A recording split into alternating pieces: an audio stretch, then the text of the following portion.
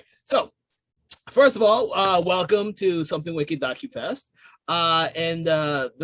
What I'd like you to start off with for everyone is to tell us your name, what film you are part of, and what you did on your film. My name is Jonathan Fisher. The film is In a Whole New Way, and I was the writer and director of the film. Oh, okay. Tell me a little bit about your film for everybody. Okay, it's a half-hour documentary. It's about our program, and our program is the work of our nonprofit, which equips and trains marginalized people to take control of their own public narrative by documenting their lives photographically. We did this with public housing residents in New York City about 5 years ago. And then for the last few years, we've been working with people on probation in New York City, because probation, like public housing, has been treated pretty scornfully by the media over the decades, which inhibits reform and inhibits it being considered more widely as an effective alternative to mass incarceration.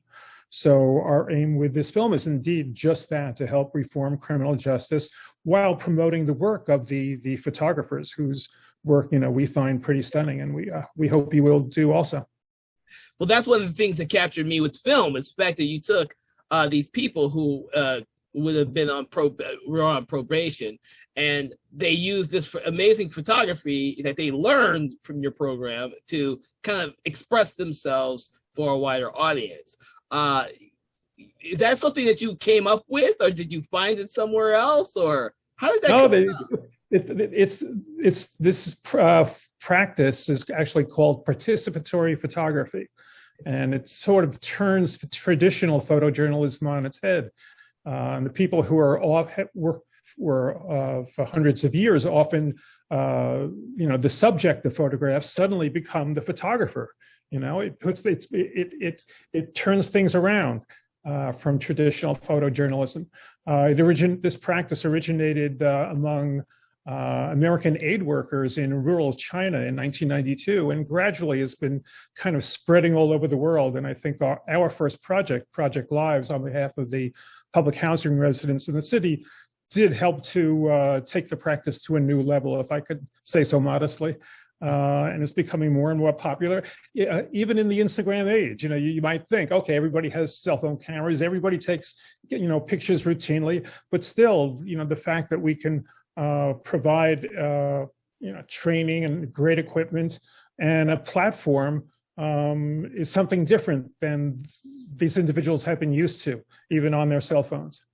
I think one of the key elements to the photographers is the training, the background, to actually take their eye, their lens, the way that they see the world, and represent it in the pictures for a wider audience. And then, of course, audiences see these in the galleries and stuff that you guys do, and then they see the way these people on probation see the world. It's not like just taking a selfie and posting it on a freaking Instagram. Right. These people are taking what they see every day and not only making art with it, but also commenting on their lives with it. And that's one of the things what I found very fascinating with with a lot of the interviews that are contained within. I mean, right. That's it exactly, and that's what we were trying to achieve. And the viewer hopefully winds up standing in their shoes, seeing what they see, experiencing what they experience. And the ultimate lesson of all this is that we're all human, and you're not defined by the worst mistake in your life. And anybody could find themselves ensnared in the criminal justice system if the brakes were cut a different way. Yeah.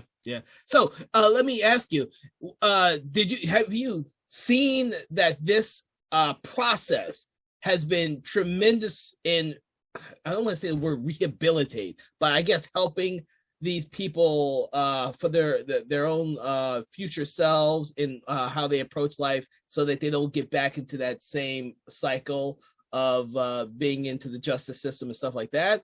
Or, is it just, you tell me? That's absolutely it. In fact, of the people who have gone through our program, only 4% have wound up reincarcerated, whereas the standard, the average for people on probation is 12%. So, it's a dramatic difference if you've gone through a program like this. Yeah. Okay. Yeah. I was so curious about that. I was fascinated. I was like, wow, this is probably what, and the thing is, I really don't know a whole bunch about the way our probation system works. And this film actually helped me, or like clarified a lot of things that I just never knew. And I want to say that it's an eye-opening that these type of programs, your program is out there helping to not have these people repeat the same mistakes that got them back into the first place. But you're also doing something artistic with it. So we're promoting their work. I mean, several have gone on to become professional photographers, or actually got a job at the probation department, helping to run the photography program. And even the people who didn't become professionals have, almost all of them acknowledged that the program changed their lives. It got their heads into a different space, and I think that's illustrative of the redemptive power of the arts generally. It's that, and plus the fact that photography in particular, we think, helps bring home that we all have a different perspective. Whichever lens you use, whichever way that you aim the camera, everybody does it differently. So everybody's looking at life in their own particular way, and it's all valid. Yeah, and that's fascinating. It fascinates me because I came up in photography myself, but the ideal that the program you're using is not something I would have ever thought of.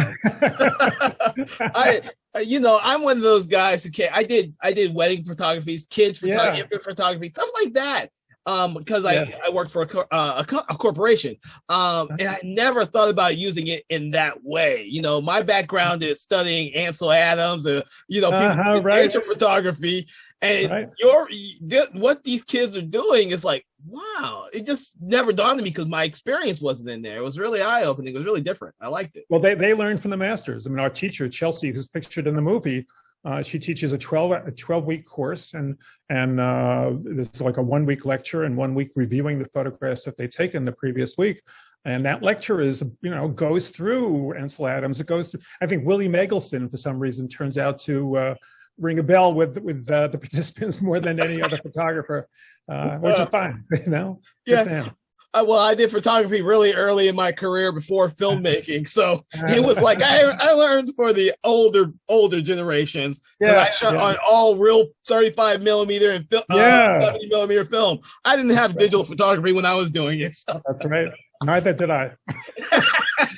So that's something we have in common. All right. So now, I want to ask a little bit about your background. Are you a background in film or documentary film, or is this the first thing? This was the first time. I mean, I was supposed to be the storyteller of this enterprise. In the Project Lives about public housing residents, I was the one who wrote the book. And in this program, which is dealing with New York City people on probation, I was supposed to be writing a book also. But in 2020, the pandemic hit, and that threw a monkey wrench into the American publishing industry. The supply chains were disrupted all over the world. They couldn't get print. They couldn't get things printed. And so Chelsea and George, my colleagues in the nonprofit who you see in the film, they both turned to me and said, hey, you better think of something else. So there was this footage of interviews with the participants that we had. It was actually done as a resource for my writing the book. But I found the participants so captivating in that footage that the idea came to me that maybe other people would find it, interesting as well. And so we had that. Luckily enough, we also had footage of the gallery openings where the work was exhibited at several art galleries and other institutions. We were able to, license other footage, with the usual stock houses. And then we discovered, fair use for documentary filmmakers that you can actually use, pre-existing footage if you're basically if you're repurposing it and not sort of abusing the copyright. And so that just opened the door really wide. I think we basically, this film has been stitched together rather than shot new.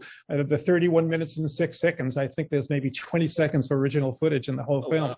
Everything else was, I was down in my man cave here in Maine in iMovie, stitching the clips together, putting them on the storyboard, seeing what worked. And then I found a local video maker in Portland, in Maine, which is about 10 miles from here. And he took everything, he got it out of my movie to Final Cut Pro. Thank God. Took everything to a new level, shot the 20 seconds of myself where it was needed. And that was it, basically, So and the way I did it, the way I tried to teach myself how to do it was watching Ken Burns, because that's the style. It's an issue-driven documentary. It's not a character-driven like so many documentaries are these days. So I was watching and rewatching baseball and the Vietnam War, especially, with just seeing how we did it. And I thought, okay, maybe that's it. Maybe I could do a similar kind of thing. And that's what I tried to, that's how it came about. No, it's very interesting because you're right. Kim Burns does a lot of repurposing of archival footage, photos, anything he can get a handle on, because you just can't really shoot a whole bunch of new stuff when you're talking about Civil War. That's right. or Vietnam, or the making of the, Yes. So I get it. I didn't think about it until now, but I get it now. Yeah. I was thinking you went out there specifically to shoot a lot of this. No. We sort of looked out. We had this, and we stitched it together. And this is my first film. That's learn by doing. How long what was the process? How long was it before you decided you wanted to do this film, and then you came up with your first edit to show people? Oh, let's see. It probably took 6 months, something like that, or 9 months, something like that. And, in addition to my day job. Yeah. I think it was. We didn't get any money for doing this. This is all pro bono. So, I would do my day job, and then every other second, my family suffered because I was down in the man cave working at iMovie, putting these clips together. No, I get that. My wife gets on to me about that too. I come down here and I'm either editing or working on the film festival or something like that. Yep. So I get that. I get that. And the thing about documentary filmmakers, nonfiction filmmakers, a lot of times we don't get the studios giving us money to make our passion projects. We actually have to prove to them that we can actually do it first by doing it first. That's right. Yes. So it's funny to hear that you first did it on iMovie, and then you had someone else come back in and clean it up using Final Cut Pro. That these are the types of things that other filmmakers can learn from someone who's doing it like you. I know a lot of people who come to our events, and actually I comment and talk to a lot, are people who are first-time filmmakers and filmmakers who just don't have a lot of experience making longer form films, longer than 10 to 15 minutes. That seems to be the average. So yours is much longer. It's not a feature, but it is much longer than the 10 to 15 minute average that I get. Right. Was it? The lesson is, if I could do it, anybody could do it.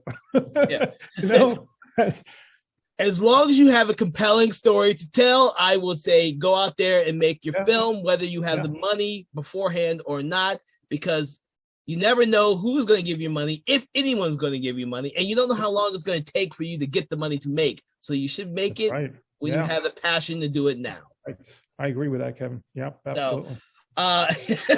So with your film, the interviews, are they all of people who came through your program, or was it other programs they may have used before they came to you, or how? No, it's all participants in our program. Yep. Okay. Interesting. I'm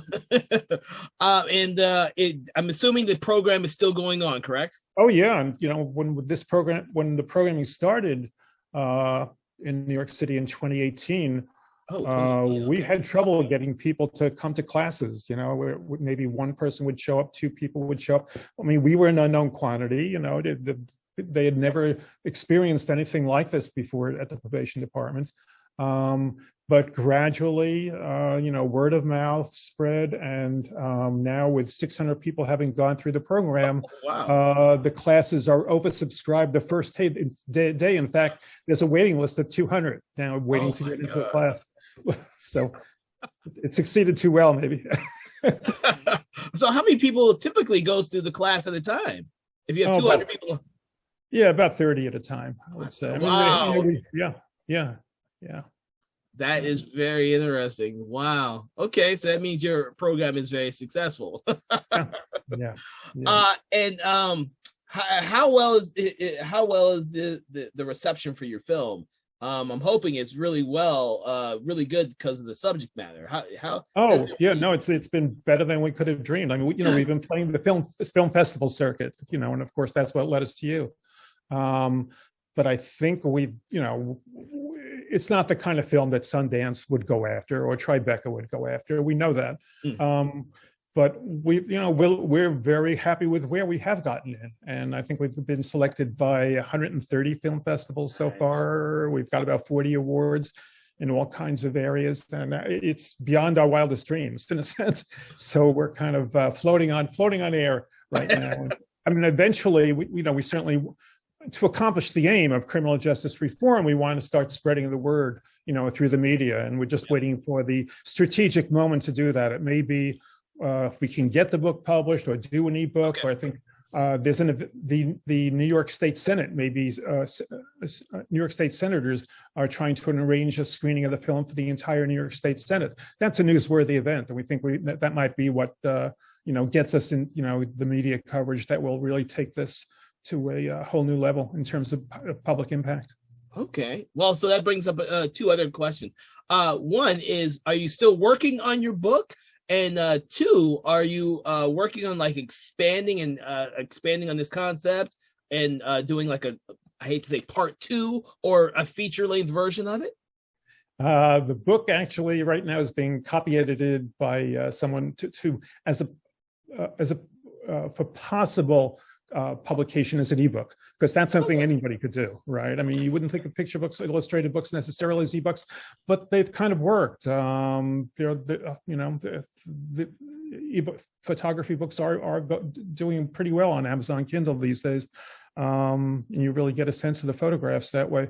But we haven't given up on the traditional route. We may start a Kickstarter campaign to raise funds if that's the only way to get that done.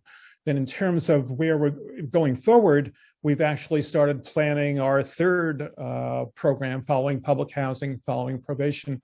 The next one is going to be totally different. It's going to be asking young people to picture their climate future. And you might think, well, young people, are they a marginalized population like people on probation and people who live in the projects?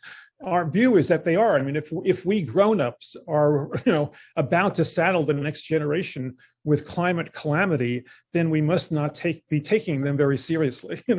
So we think equipping and training people of high school age to go around their neighborhoods and try to imagine what their future is going to be like when there are wildfires, when there are floods, when there's this and that. It could be a valuable exercise in terms of deepening the public awareness of the whole situation. And that's, again, the aim. We'd come out with a book, we'd come out with a film, all to try to raise public awareness of the issue that we're dealing with.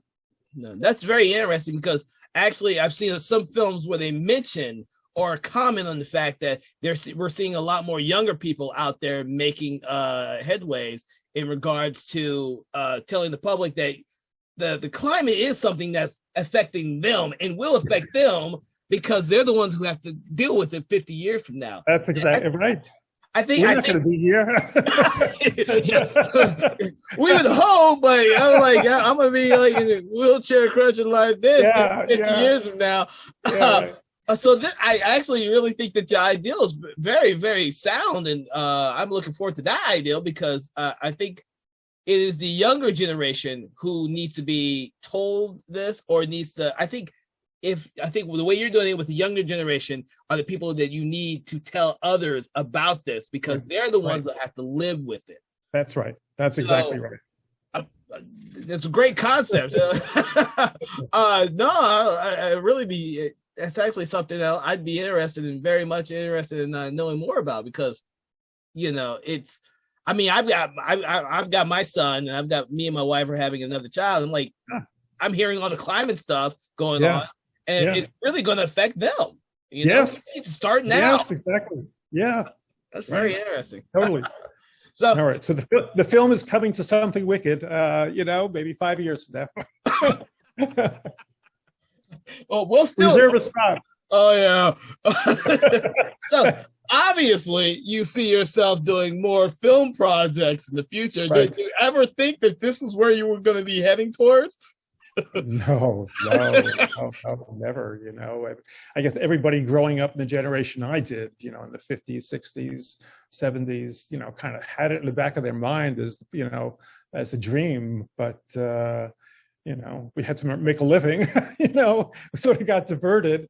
And it was a real thrill to have to be forced to come back to this dream, of actually making a film. And of course, the software has just made it so much more possible now, right? I mean, when, back in the 80s, I mean, what kind of equipment did you have to get in order to go out on the street and start, and the editors that you had to use? But now it's like a different universe. And it's really democratized filmmaking, which I think is a good thing. Yeah. I spoke with one of the filmmakers earlier. They use the iPhone to film a lot of their audio and a lot of their visuals, and then of course you're using iMovie to do your rough cut. And I'm like, right. There you go. You don't need an expensive 3D camera rig to shoot your movie. Yeah, right. All you need is a good story and something that will affect people, and the rest of it will come. Yep, that's it, Kevin. Yeah.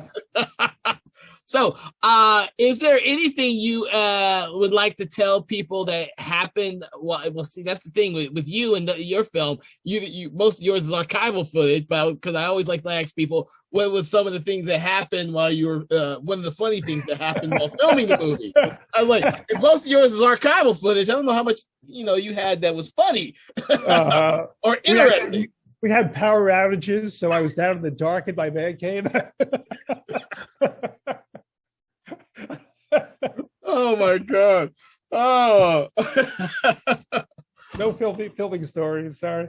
Oh my God! Well, what I'm happy to hear is that you are looking forward to doing another film project, and that one of your goals is I'm looking forward to hearing more about your book and how it will affect both the